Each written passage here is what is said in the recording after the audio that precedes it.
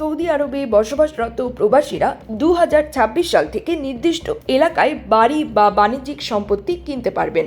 সম্প্রতি দেশটির সরকার বিদেশিদের সম্পত্তি কেনার অনুমতি দিয়ে একটি নতুন আইন পাশ করেছে।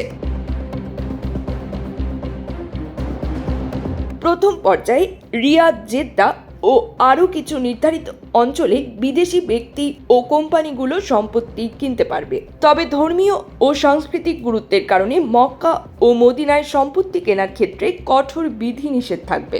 এসব এলাকায় বিনিয়োগ করতে হলে বিশেষ সরকারি অনুমোদন নিতে হবে। নতুন আইনটি কার্যকর হবে 2026 সালের জানুয়ারি থেকে। তার আগে ইস্তিতা নামে একটি পরামর্শমূলক ডিজিটাল প্ল্যাটফর্মের মাধ্যমে সৌদি সরকার আগামী 180 দিনের মধ্যে পূর্ণাঙ্গ নিয়মকানুন ও অনুমোদিত এলাকার তালিকা প্রকাশ করবে। সেখানে জনমত গ্রহণের সুযোগও থাকবে।